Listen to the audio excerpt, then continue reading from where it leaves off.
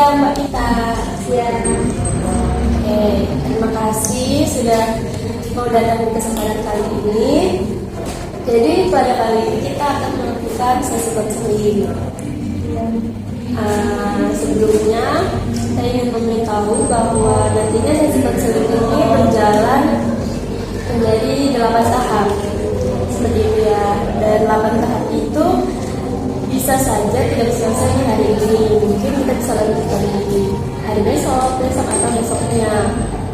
Nah, sebelum konseling ini dimulai, saya ingin menyampaikan batasan bahwa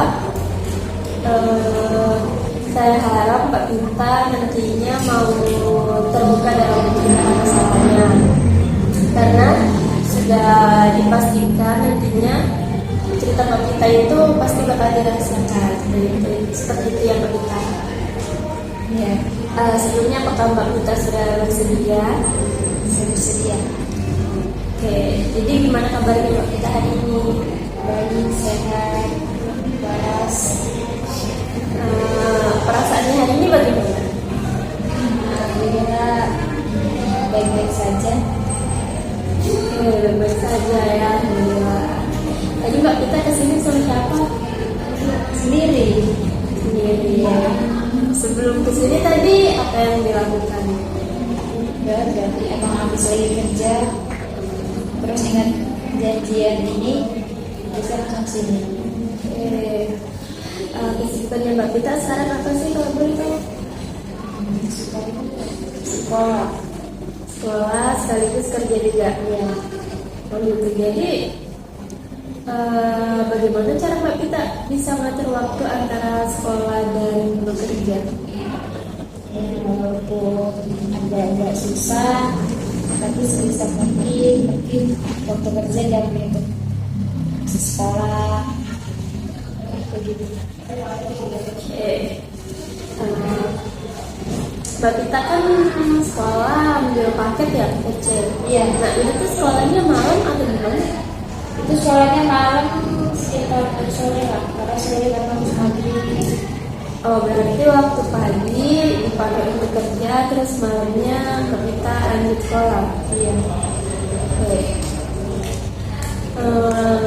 Sekolahnya bagaimana?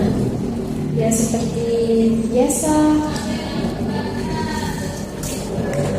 Pelajarannya sekolah umum kan mungkin lebih dipersingkat.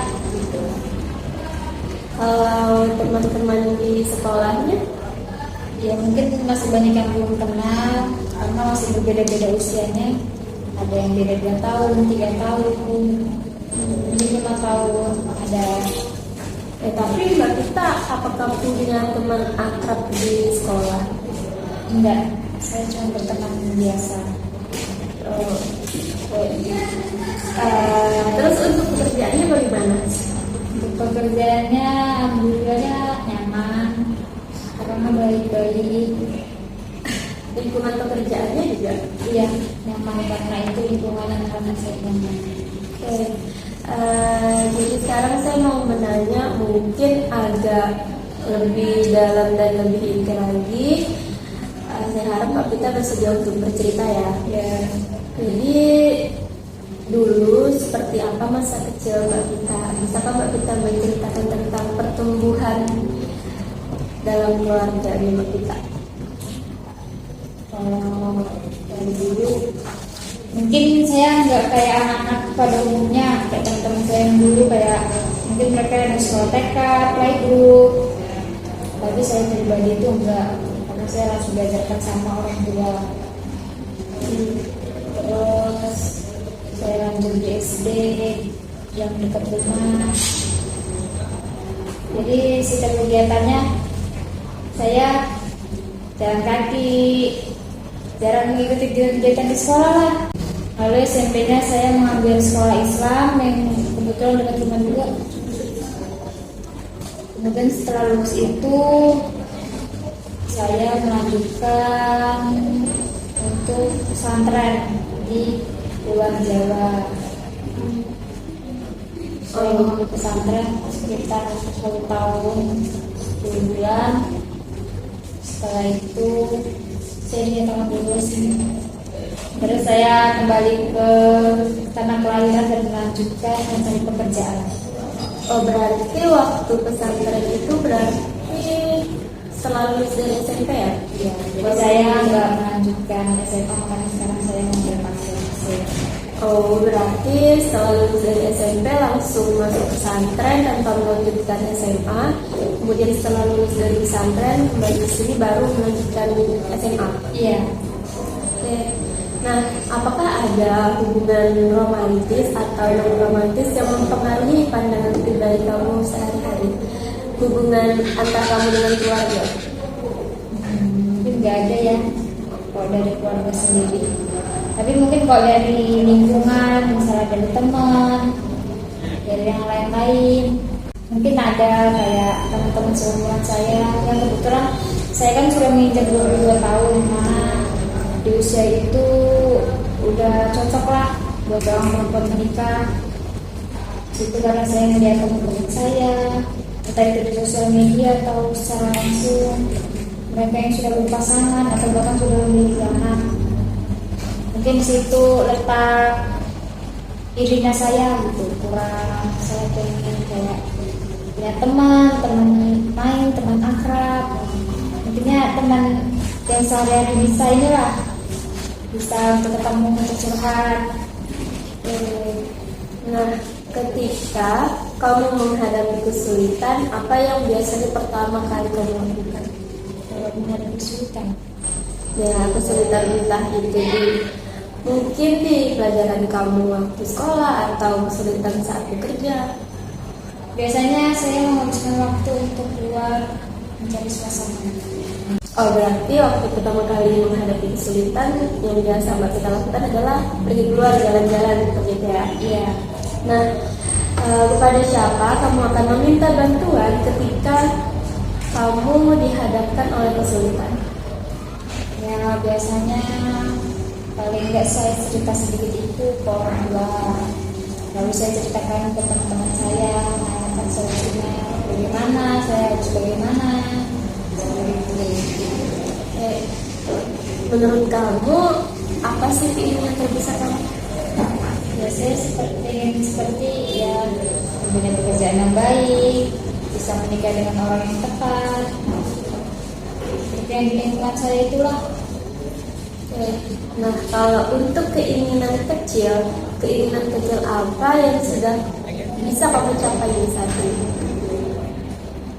Keinginan ya mungkin saya paling nggak bisa beli barang karena saya bekerja dan dulunya saya nggak bisa membeli apa yang saya inginkan. Sekarang saya bisa jalan kemana yang saya mau, saya bisa membeli barang apa yang saya inginkan, apa yang saya mau makan. Mungkin itulah titik pencapaian yang saya dapat. Oke. Nah, menurut kamu ketakutan terbesar kamu? Apa ketakutan terbesar saya? Takut nggak sesuai dengan harapan orang tua, entah itu keluarga besar atau dari keluarga saya sendiri. Saya takut saya nggak bisa seperti yang mereka inginkan. Mungkin mereka bilang saya seperti ini, tapi ternyata tidak sampai saya seperti ini. Takut kalau misalkan nggak jadi sesuai yang diharapkan oleh orang tua. Ya. Tapi apakah kamu sudah tahu apa sih sebenarnya harapan dari orang tua kamu ini terhadap kamu? Yang jelas pasti dari mereka itu pengen saya nanti sukses, pengen dikatakan apa bahagia, seni. Nah, pernahkah kamu merasa bahwa ketakutan kamu ini akan terjadi? Atau mungkin kamu ini sedang berada di titik kayak ketakutan kamu ini sebentar lagi bakal terjadi? Mungkin sedikit dari itu saya pernah merasakan, tapi balik lagi saya tuh lebih kayak saya pasti bisa nih, dan pastinya dengan usaha. Pernahkah kamu mengalami beban pikiran yang mungkin menurut kamu itu sangat berat dan sangat mengganggu kamu sehingga kamu sampai dirawat di rumah sakit? Pernah. Berapa lama kamu dirawat di rumah sakit? Kurang lebih seminggu. Oke. Pengobatan apa yang kamu jalanin dan berapa dosisnya? pengobatan waktu itu karena saya terlalu memikirkan sesuatu dan sama mau saya naik, terus pengobatannya itu biayanya agak sedikit, mungkin itu. Dan apakah kamu pernah mengikuti sesi konseling sebelumnya? Pernah. Konseling seperti apa yang kamu ikuti? Ya, tentang curahkan masalah saya. Saat kamu dihadapi oleh suatu masalah, pernahkah kamu berpikir untuk kabur dari rumah? Pernah.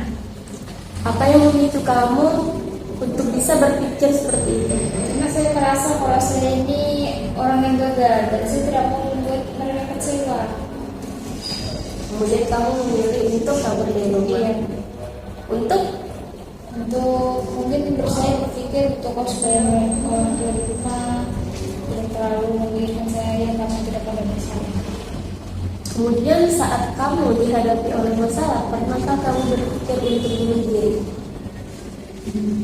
Enggak. Enggak. Untuk saat ini, adakah masalah yang mempengaruhi kamu sehari-hari ini? Ada. Masalah seperti apa?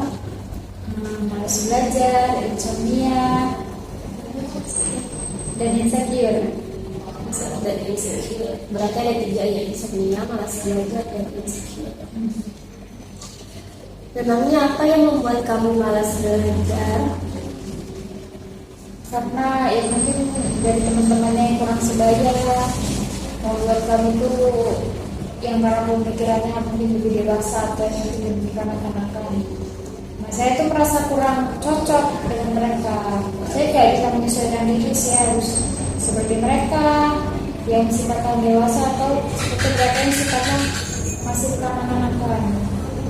Berarti kamu merasa kamu ada di tengah-tengah mereka. Iya. Kemudian yang membuat kamu insecure apa? Mungkin yaitu dari materi yang enggak biasa teman-teman seumuran saya dapatkan, terus mungkin dari diri saya sendiri. Mungkin orang berpikir kalau saya ini nggak perlu insecure, tapi di dalam diri saya mau seperti apapun saya pasti merasakan hal itu. Terus yang terakhir yang membuat kamu insomnia apa? Yang membuat saya insomnia ya karena pikiran tentang masa depan, tentang belajarnya saya, yang membuat saya itu kalau sudah tidur memikirkan hal-hal yang itu. Bolehkah saya tahu sebenarnya apa sih yang membawa kamu untuk mau datang di konseling kali ini? Ya, karena saya ingin menghilangkan masalah, ingin berbagi cerita saya lah yang tentang insecure, malas belajar dan insomnia itu supaya saya bisa lebih lega lagi. Mungkin kalau untuk menghilangkan sangat sulit ya, tapi kalau mengurangi bisa saja seperti itu. Berarti yang ingin kamu fokuskan di sesi konseling kali ini yaitu tentang masalah kamu yang 3 itu ya, malas belajar, insomnia, dan insecure. Menurut kamu, di mana tempat biasa kamu datangin yang menurut kamu tempat itu bisa membuat kamu merasa lebih tenang, nggak memikirkan masalah-masalah kamu?